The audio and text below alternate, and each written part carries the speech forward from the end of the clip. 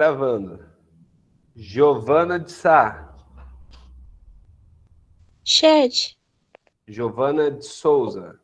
Presente. Enê. Igor. Faltou também. Isabela Belato. Faltou também. João André. Faltou também. João Pedro. Chat. Opa. Júlia Zanin. Faltou. Cauã. Aqui. Lívia, tá aí. Luísa. Faltou. Marcos Vieira, tá aí. Eu. Maria Eduarda. Chat. Maria Júlia. Chat. Matheus de Abreu. Faltou. Pedro Henrique. Aqui. Pedro Paulo. Aqui. Opa, Raquel. Faltou. Renan. Aqui. Renata.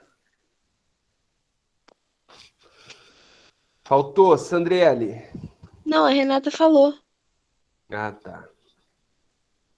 Foi o Renan que falou? Não, foi a Renata. Thales, tá aí. Samira. Chat. Caio Silva. Faltou. Carmen. Presente. Isabela. Faltou. Irineu. Faltou. Eita, faltaram um monte hoje, hein? Pois é. Muitos. Geralmente na segunda não falta tanto assim. Vamos ver agora o B, hein? Ana Beatriz Batista. Eu. Ana Beatriz Camis. Chat.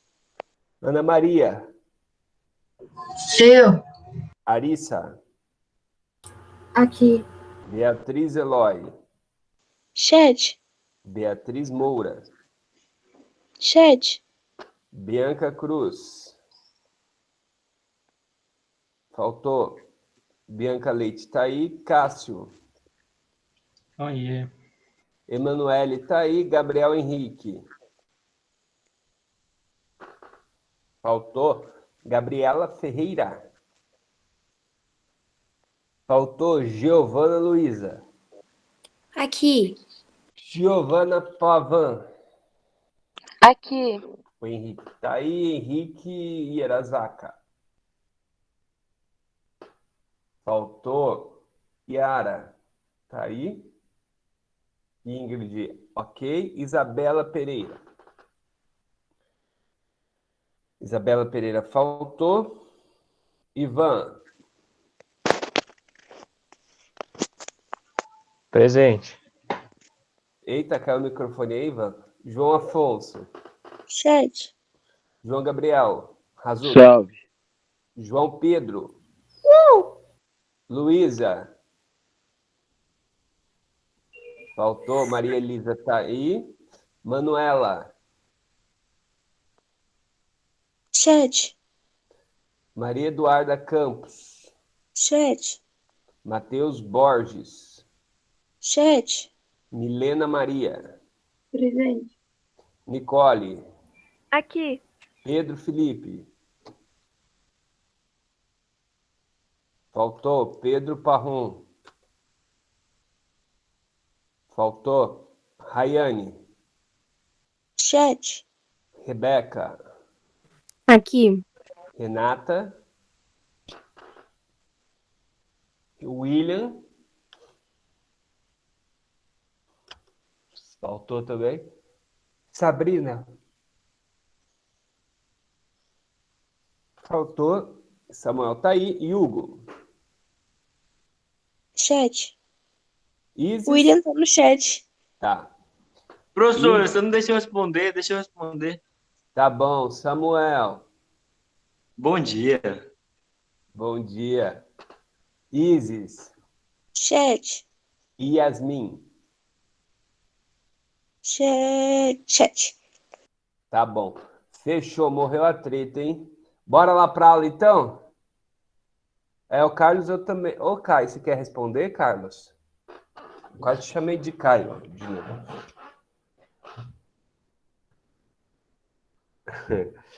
Galera, tá bom. Caio Lucas Barroso. Aqui. Ótimo. Bom dia. Bom dia. Galerinha, vamos lá então. Ó, eu deixei já o PDFzinho para vocês lá no grupo, tá? Hoje a gente vai continuar falando de industrialização. Vamos falar agora de processos e de momentos que foram importantes aí dentro das revoluções industriais. Ok? Se liga aí que isso aqui é bastante importante. Vamos sistematizar, vamos organizar direitinho. Qualquer dúvida vocês vão dizendo. Para começar, a gente parou por aqui a aula passada, estão lembrado? As revoluções industriais, né? Só lembrando, as revoluções são revoluções porque houveram mudanças importantíssimas tecnológicas que alteraram a vida das pessoas dali para frente, né? Então, como é um processo, revolução é um processo, tá? Você não tem um ano específico. Ah, quando foi? Não tem um quando, não foi um fato, e sim um processo. Então, quando é um processo, não tem um ano, tem um momento, um contexto. Então, a gente acredita a primeira revolução ao século XVIII, a segunda ao século XIX e a terceira ao século XX. Pega ali a metadinha dos séculos para ficar mais redondo, para ficar mais fácil de pensar.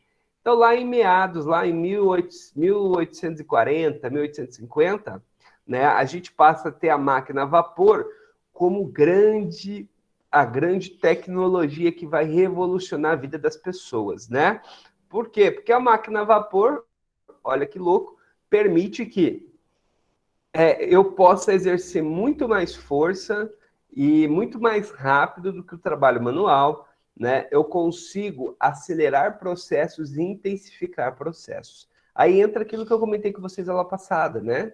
Então, a partir do momento que o cara tem uma bomba hidráulica que extrai água do poço, significa, né? Perdão, que extrai água da mina, significa que o mineiro vai ter mais tempo para explorar carvão e aumentar a lucratividade do dono da mina. Logo, né? Isso aí aumentou a lucratividade não do mineiro, mas sim do dono da mina, né? Isso aí vai vir também, essas máquinas a vapor vão começar a equipar as chamadas locomotivas. Olha aqui o primeiro trenzinho que andou nos Estados Unidos, ó. Ó que bonitinho. Então, vai começar a surgir um novo modelo de transporte, que é o tal do trem. E o trem é muito louco, porque por mais que esses trens aí antigamente andavam a 20, 30 km por hora, eu tô te falando que é uma parada que anda a 20, 30 por hora, tá? Mas que carrega toneladas e toneladas de carga e não precisa parar, né? Quer dizer, só por questões técnicas, mas não para descansar. Só isso já o faz muito mais eficiente do que transportar mercadorias com bois ou cavalos e afins, com tração animal, né? Então, isso vai ser bastante importante. E se eu tenho locomotivas, eu preciso de muito ferro, você não concorda? Eu não preciso de aço e tal. Isso vai estimular a indústria siderúrgica, metalúrgica, né? Os teares mecânicos, eu comentei com vocês lá passado, né? Permitiu produzir em larga escala e padronizado, né? E a energia aqui era o carvão. Detalhe, primeira revolução. Qual país foi o da primeira revolução? Qual país rolou na primeira revolução? Inglaterra. Inglaterra. Isso, beleza? A segunda revolução já é um processo de evolução da primeira. Se aqui é só a Inglaterra, a segunda é a Europa inteira, é Estados Unidos, é o Japão. Então você tem uma mundialização, né, do processo industrial, né? Então já começa a globalizar a parada. Bom, o que marca aqui é, de novo, a energia, que agora não é o carvão e vai ser o petróleo, a principal fonte energética. Detalhe, não é que param de usar o carvão, não, tá? Pelo contrário, até hoje se usa carvão.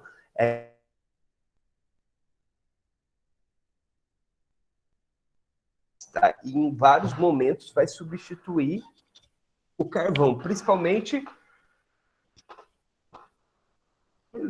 nos motores a combustão, ok? Beleza? Eu tomei um antialérgico aqui, ele tá batendo legal em mim agora, hein? Eita! Devia ter tomado mais tarde, mas tudo bem. Outra coisa que vai surgir na segunda revolução aqui... Não, Marcos. Vou tentar, hein, Marcos? Mas agora não. Ele está começando a bater. Ele vai bater mesmo mais tarde. Agora que já deu... Deixa eu ver que horas são. Eu tomei ele 9 e pouquinho, 10... deu uma meia horinha. Bom, aí, o que vai rolar aqui, galera? Dentro da segunda revolução é que o lance vai pegar mesmo. É aqui que a revolução vai ser intensa, é aqui que vai criar aquelas tensões trabalhistas, é aqui que vai criar o que a gente vai ver daqui a pouco, que é o Fordismo, o Taylorismo, o que vai criar também uma estruturação produtiva em larga escala mesmo, né? Aqui o bicho vai pegar, a indústria do aço, a indústria do petróleo vão alterar profundamente as relações de domínio e de concentração de riqueza. Vai ter uns caras aqui, ó, que vão ficar muito rico, muito rico e rápido para a época, né? Vai surgir essa paradinha aqui, o tal do carro, a sociedade do automóvel vai bombar, a eletricidade vai alterar totalmente a dinâmica de relações sociais que existem, né? Então, aqui já é globalizado. Bom, e a terceira revolução é a revolução do século XX, a revolução pós-Segunda Guerra Mundial, principalmente na década de 70, que é da informática e a robótica, né? É quando a gente passa a ter os circuitos eletrônicos evoluindo, né, e criando mecanismos aí para gerar o controle da tal da eletrônica. Aí não precisa nem dizer o que isso fez nas nossas vidas, né? Então, a terceira revolução também vai ser mundial, porém, a gente tem que entender o seguinte, né? Nem todos os países estão na mesma fase da revolução, tá? Por exemplo, nós temos os países centrais.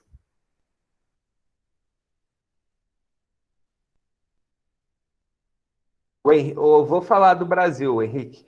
Quer ver? Deixa eu só escrever aqui, ó. Os países centrais estão na terceira.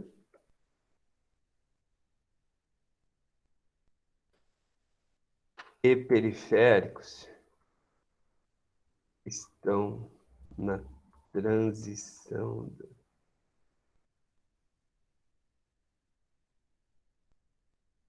Segunda para a terceira. Bom, então o que rola? Os países centrais, que é Europa Ocidental, Estados Unidos e Japão, eles estão na terceira revolução já dentro desse meio. Países como o Brasil, tá, Henrique? Brasil, Argentina, México, são uma transição. Por que numa transição? Nós, em alguns lugares, apresentamos mecanismos e meios desta terceira revolução, tipo assim, a flexibilização, o desenvolvimento tecnológico, mas em uma outra grande parte do país nós temos ainda condições de segunda revolução, né? De produção em massa, né? De dependência de mão de obra e aquela coisa toda. Por exemplo, qual lugar do Brasil, qual região do Brasil está mais inserido na terceira revolução? E aí? Qual foi a pergunta? Qual região do Brasil está mais inserido na terceira revolução? O Thales falou Sudeste. Sudeste? Vamos ser mais específico agora. No Sudeste, onde? Isso, ali no eixo Campinas. Isso, no eixo Campinas, São Paulo, Rio de Janeiro. Ali a gente tem a grande concentração, né? Você pegar ali Campinas, onde tem a Unicamp, lá você tem o acelerador de partículas, um centro de pesquisa em exatas ferrado e medicina também, nas áreas de saúde. Aí São Paulo, né? São Paulo. Aí você vai ter São José dos Campos ali no meio do caminho, São Bernardo, que você vai ter ali, inclusive nesse meio do caminho, a Embraer, que é uma gigante. Indo, chegando no Rio, você tem Volta Redonda e tal, você tem indústria petroquímica muito forte, mas ali também tem algum desenvolvimento tecnológico, né? E aí você vai ter outras tantas áreas no Brasil que vão estar mais dentro da dinâmica da segunda. E aí você tem que pensar, se o país é mais atrasado um pouquinho, se você pegar lá Camboja, Bangladesh é segunda. Manaus, Bruno, Manaus reproduz uma lógica não de desenvolvimento tecnológico, tá, Bruno? Lá é uma lógica de produção em massa, repetição. Então é mais para um modelo de segunda revolução do que de terceira, entendeu? Se você fosse... Óbvio que hoje a gente está usando isso de forma didática, né? Mas hoje as coisas são bem mais complexas. Então, só para vocês entenderem, esses países que chegaram atrasados, a gente chama de industrialização tardia. Agora fica claro o termo. Por que a gente usa o termo industrialização tardia? Né? Porque eles demoraram para entrar no processo, estão demorando mais. Quer dizer, não é que eles estão demorando mais, é que eles chegaram depois, né? Na verdade, eles são até mais rápidos, né? Thales, o acelerador de partículas, ele serve para um monte de coisa, de pesquisas na área de exatas e biológicas, comportamento de partículas, tá?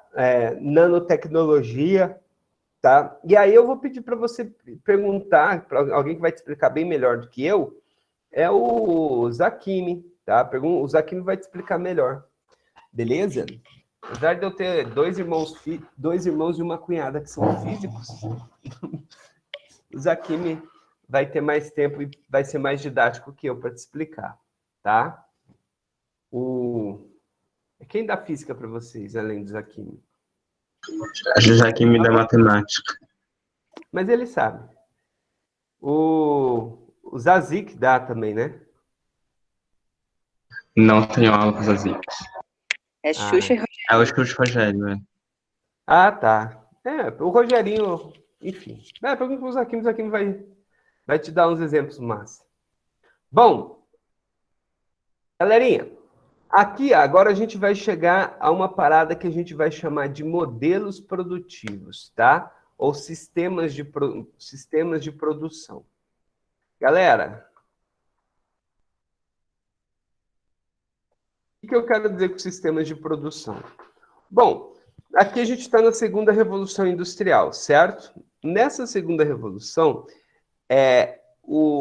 a capacidade de transformação e o volume de transformação aumenta demais. A gente está falando de produção em massa, de produzir um monte de coisa tudo igual. Então, os caras começaram a criar um princípio de racionalização. Tá? Vou até escrever aqui, ó.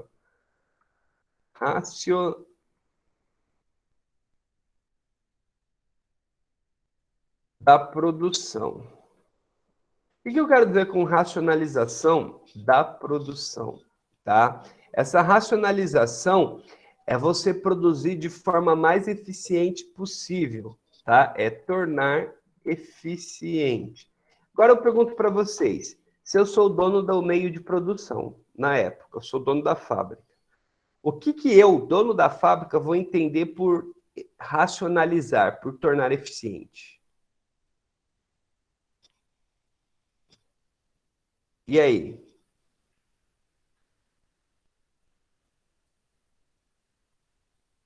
Mais máquinas para quê, Henrique? Fazer mais para quê? Exato. E aí a palavra-chave, né? Para eu ganhar mais. Então, se eu sou o dono da fábrica, racionalizar, na verdade, não é só produzir mais produtos. Não é só isso. É produzir mais gastando menos e o mais rápido possível. Resumindo, lucrar mais, tá? Lucrar mais. E para lucrar mais, nesse ponto, ele não está pensando só em vender mais. Ele está pensando em explorar ao máximo o meu trabalhador. Por quê? Porque meu trabalhador ganha por hora. Você ganha por hora. tá? Se você faz 10 peças por hora, tá? Sendo que eu tenho como você fazer 20, significa que você está, para mim, 50% eficiente apenas. Você entende? Essa era a lógica. Eu te pago por 1 hora, tá? Então eu preciso descobrir meios para que nessa hora você seja o mais produtivo possível, tá? Ah, mas é desconfortável. Aí dane-se, o problema é seu. Eu não vou pensar isso. Eu sou o dono, eu não sou o bonzinho. E isso vai fazer com que eu, dono, explore demais vocês, trabalhadores, tá? Porque as tecnologias vão surgindo e eu vou conseguindo cada vez mais extrair tudo que vocês conseguem produzir, tá? Naquela hora de trabalho. Então, isso seria racionalização para a época, tá? Ou seja, do ponto de vista social, racionalizar é a palavra adequada? Pensa, socialmente. Não. Então, aí que está o ponto, né? Então, ali a gente já começa a ter uma tensão bastante grande. Por isso que eu acho legal, quem não assistiu ainda, vai lá no YouTube e procura depois, tá? Tem que assistir. Tempos Modernos, do Chaplin. Tá? Tem o filme inteiro no YouTube, beleza? Dá uma assistida esse filme, porque quando ele fez esse filme, na verdade, a ideia central dele era criticar esse modelo produtivo. Era demonstrar que era ironizar essa busca por uma racionalização excessiva do ponto de vista do dono, de explorar ao máximo a mão de obra para poder produzir mais, em menos tempo, tá? E gerar mais lucro. E supostamente gerar mais lucro, né? Beleza? Por quê? Porque para gerar o lucro, não basta eu fazer isso. Precisa do final. Qual que é o final para eu gerar o lucro? Se eu estou produzindo mais produtos iguais, para eu gerar lucro, eu preciso fazer o quê com esses produtos? E aí?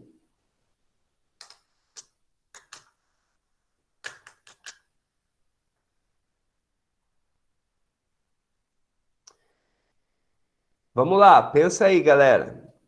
Se eu estou produzindo mais e mais barato, produzindo mais e mais barato, isso aí aumenta a possibilidade de lucro, mas ainda não posso chamar de lucro real. Eu só posso chamar de lucro real se acontecer o quê depois?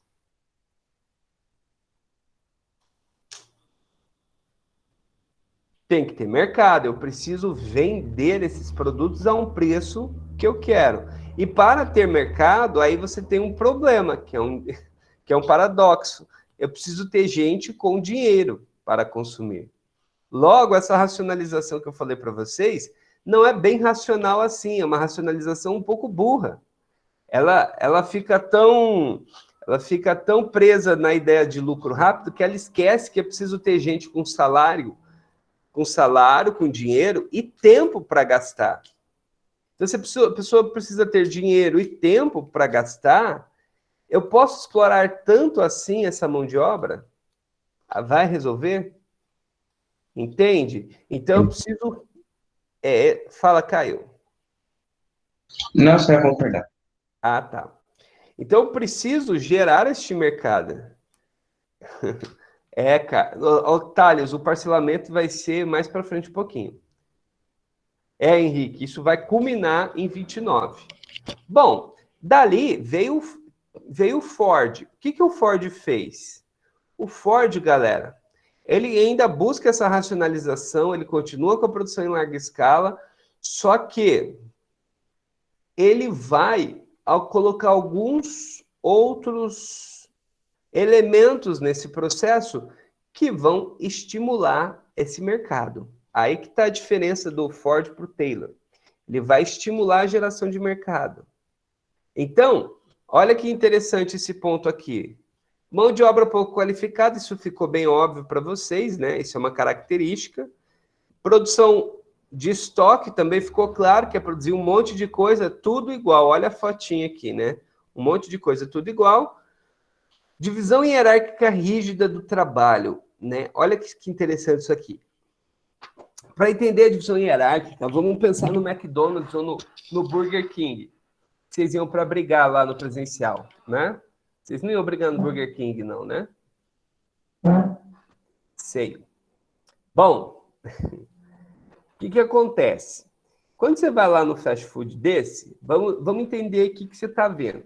Você chegou no caixa e pediu.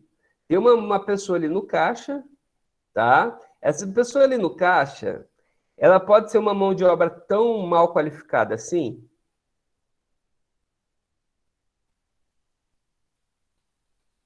E aí, vocês acham que... Não, né? Ela tem que ter alguma noção de mexer ali com o sistema ali, né? Porque é um sisteminha, e vai mexer com dinheiro. Então, não dá para ser tão mal qualificada assim, né? Beleza, mas ali geralmente é uma pessoa, duas, não é? Pouquinha gente. E que, ultimamente, está sendo substituído por autoatendimento, não é? Beleza. Atrás dessa pessoa, ali perto da janelinha, tem alguém com um uniforme diferente, já repararam? Essa pessoa que geralmente tem um uniforme diferente? Sim. Esse aí é o supervisor. É um dos supervisores. Esse indivíduo, ele está olhando o caixa, está olhando a cozinha, para ver se os pedidos estão saindo, tá? Se o caixa enche demais, ele atende o caixa se estiver disponível vago. Ele vai lá e atende. Então, essa é uma pessoa que sabe fazer mais de uma função. Ele entende o processo, ele cuida do caixa, olha a cozinha, e se precisar ali, ele é um coringa, ele sabe fazer. Esse é o supervisor. Lá na cozinha, você vai ter um monte de gente trabalhando em linha. Ó, olha aqui, ó, linha de montagem do lanche. Seu lanche segue uma linhazinha, tá? Então, você vai ter o cara. Opa, você vai ter o trabalhador que frita, você vai ter o trabalhador que frita o hambúrguer, né? Que é o chapa. Você vai ter lá o cara na batata. Você vai ter outra pessoa na montagem do lanche, tá? Outra pessoa embrulhando e guardando. Então, cada um exerce uma função muito específica para montar o teu lanche. Não é uma pessoa que faz tudo, tá? O que frita o hambúrguer só frita hambúrguer, tá? É que ali já não era Fordismo, né, Thales? Ali era outro modelo.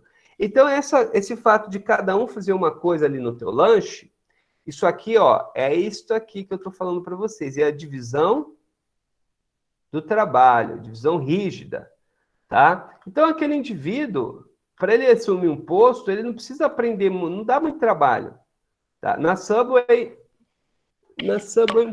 nem tanto, porque a Subway não contrata muita gente, né? É uma pessoa só que faz. Então, geralmente, isso aí vai caber bastante para o McDonald's, Burger King.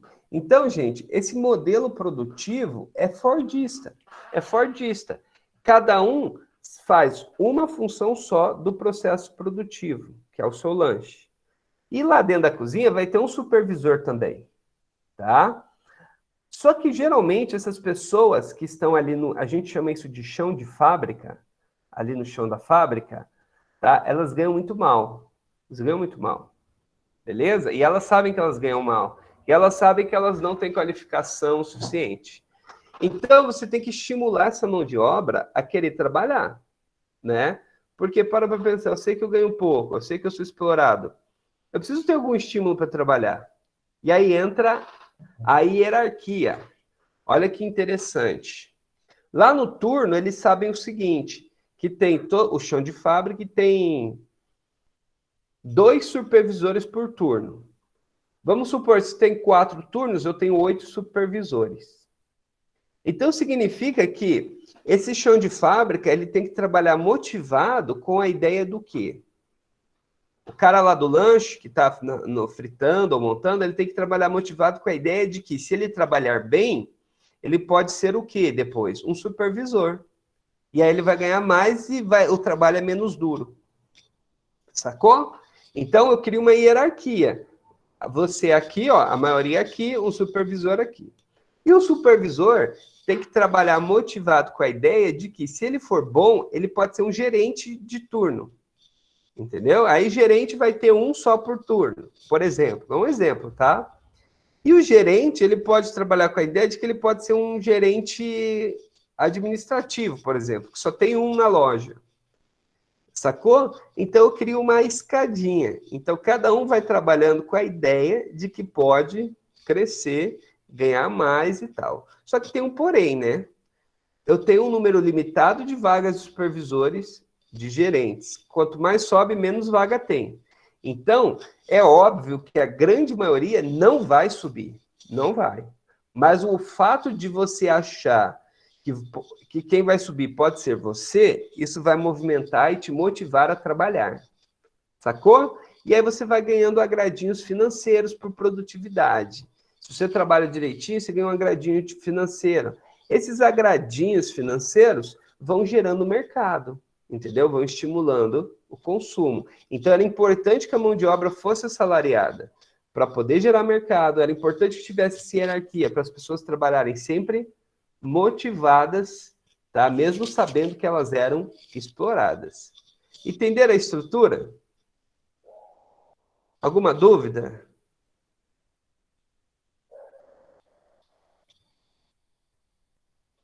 Tá de boa? Entenderam, né? Então, ó, esse modelo vai ser o essencial das linhas de montagem fordistas. Então, hoje o Fordismo tá em tudo, galera. Tá em tudo, tudo. Tá, tudo que for produção, que tem que fazer um monte de coisa igual, você vai copiar o modelo Fordista. Só que tem um detalhezinho hoje, tá? Um detalhezinho.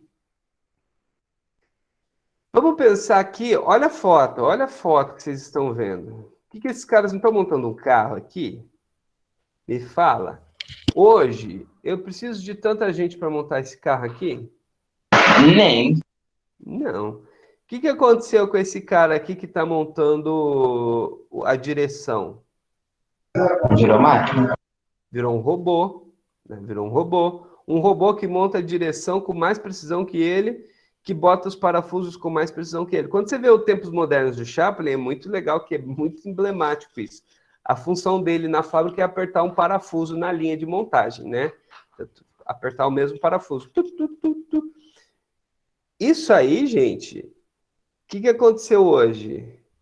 Foi tudo robotizado. É o que a gente chama de pós-Fordismo. É o pós-Fordismo. Olha que louco.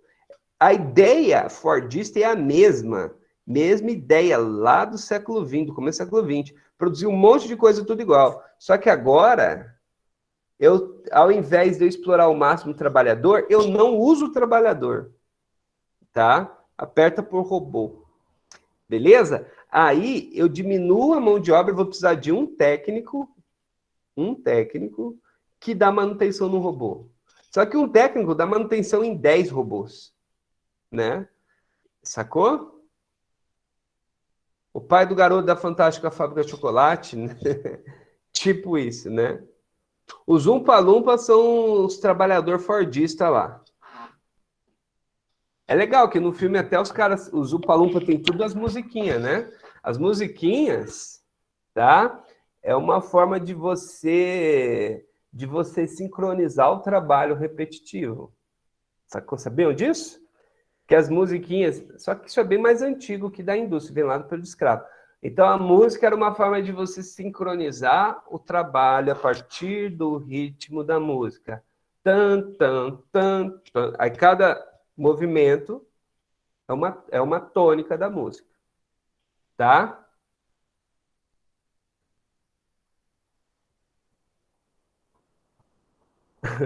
Ô, Marcos, matar as crianças era um plus, mas os Umpa-Lumpa, né? Se você for parar para analisar friamente do ponto de vista do trabalho, Fantástico a Fábrica de Chocolate é uma exploração. Você tem um cara lá que escraviza um monte de gente, que são os Umpa-Lumpa, que foram sequestrados na África, né?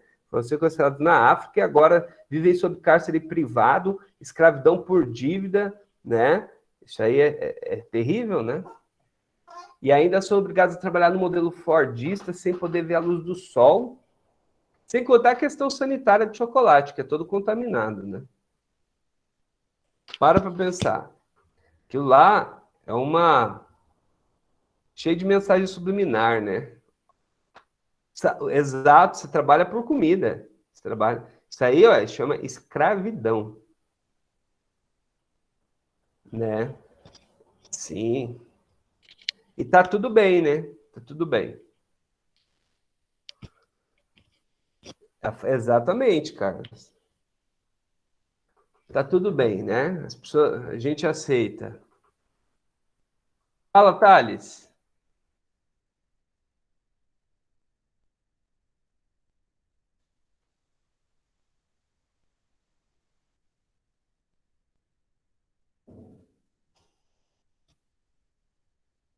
Ah, não entendi que você foi. Não, Thales, aí é já mais antigo, né? Capoeira era uma, enfim, era uma dança, é uma luta disfarçada de dança lá do período da escravidão. Aí já é outro contexto, tá? Não é de trabalho repetitivo, pelo contrário, tá? Era uma luta que eles precisavam disfarçar de dança ali de como dentro das senzalas, né? Não tem nada a ver. Beleza? Bom, galerinha, então tá claro, né? O Fordismo ou barra Taylorismo. Taylor foi um cara que chegou primeiro. Dizem que não, diz que Ford copiou Taylor, talvez não, talvez sim, não importa. Né? O Taylorismo e o Fordismo são muito parecidos, tá? Qual a principal diferença? É que o Ford vai estipular a linha de montagem, tá? E vai estimular melhor esse ganho dos trabalhadores, essa questão salarial. Não que ele vai ficar fazendo os trabalhadores ganharem bem, mas ele vai estimular mais o mercado de consumo. Uma dúvida que sempre me fazem. Professor, uma pergunta, perdão, que sempre me fazem. Professor, então quer dizer que os trabalhadores vão ter salário para comprar um carro? Como que funciona?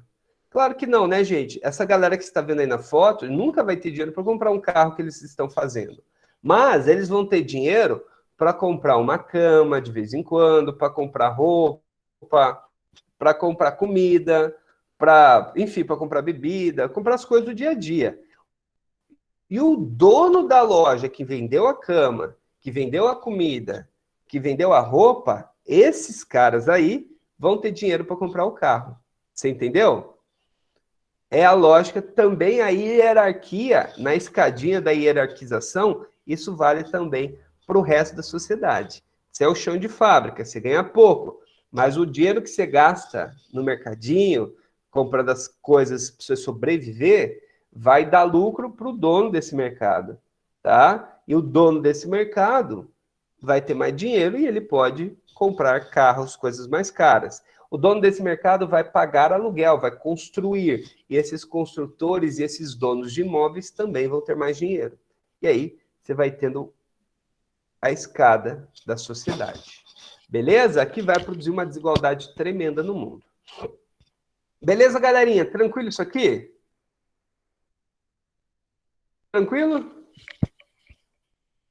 E aqui, ó, e para a gente terminar, eu vou sugerir para vocês assistirem. Quem já viu o Tempos Modernos, massa. Quem não viu, vai ver Tempos Modernos. Você precisa assistir esse filme, tá? E aí, para quem já viu, tem esse outro aqui, ó. Procura lá. Vou escrever aqui. Fábrica da Lego.